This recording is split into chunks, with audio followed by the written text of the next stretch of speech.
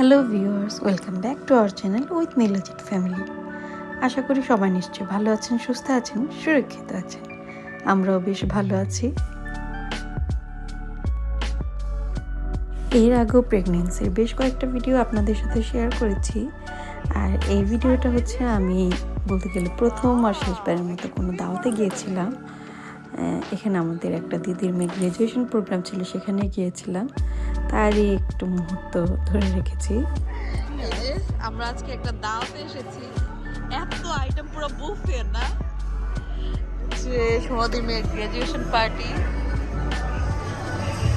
আমাদের হচ্ছে খাবারের, হ্যাঁ, আর আমাদের নিউ কামিং বেবি হচ্ছে গিয়ে প্রথম দাওয়াত খেলো। কারণ আমি তো আর যাই না এর মধ্যে। আর আমি যে সময়টা ভিডিও দিচ্ছি তখনও কোভিড পুরোপুরিভাবে সারেনি, অর্থাৎ কারো বাসায় খুব বেশি যাওয়া আসা করার সুযোগ ছিল না। ডাক্তার বলেছিল যতটা পারি যেন সাবধানে থাকি, আর আমার যেন সময় কাটছিল না ওই সময়টাতে।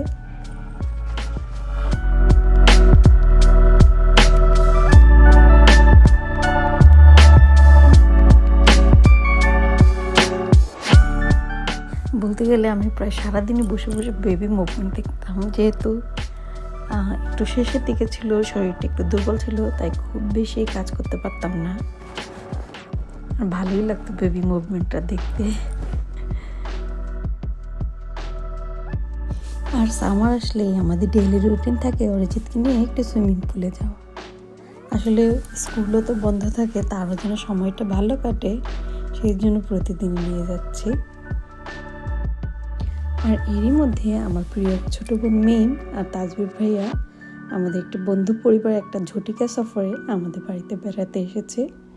ওনার সাথে আমাদের 2-1 দিন সময় ভালোই গেল।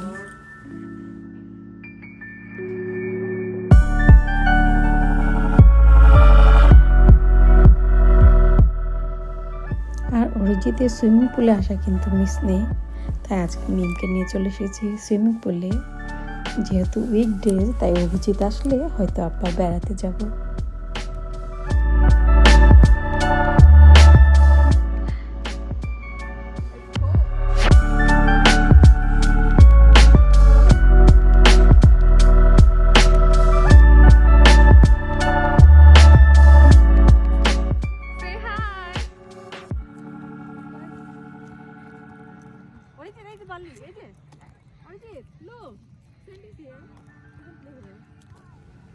এই তো, আর বিকালে আমরা নদীর পাড়ে বেড়াতে গেলাম।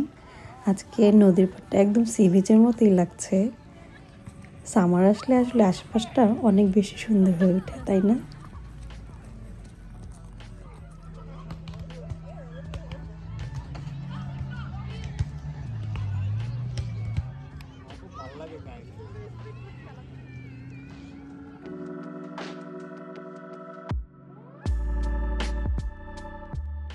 আর সেদিন নদীতে বেশ সুন্দর বোট রাইড হচ্ছিল, সেগুলো দেখতেও বেশ ভালো লাগছিল।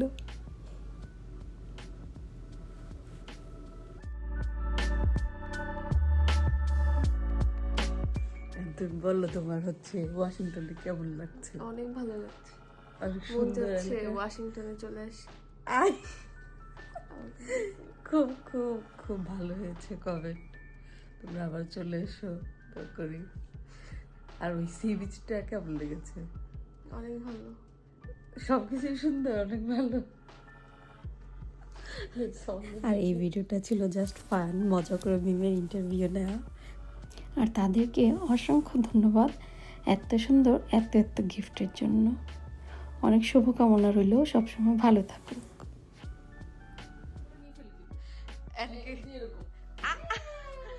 এমনকি গত 2 দিন ধরে খালি জাম্পের উপর আছে সে।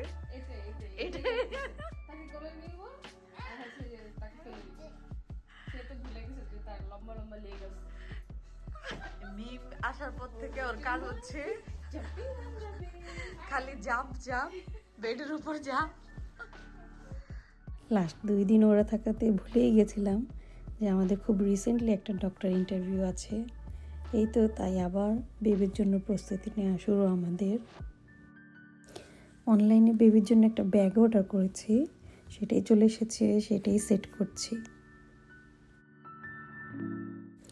আর এটাই ছিল আমাদের লাস্ট অ্যাপয়েন্টমেন্ট। এটার উপর নির্ভর করে ডক্টর আসলে ঠিক করার কথা যে বেবি কিভাবে আসবে, কবে আসবে, এই সব কিছু আর কি। তাই আমি সব কিছু গুছিয়ে রাখছিলাম যেন ডক্টরের কাছে যখন যাই বেবির ব্যাকপ্যাক, আমার ব্যাকপ্যাক সব কিছু নিয়েই যায়।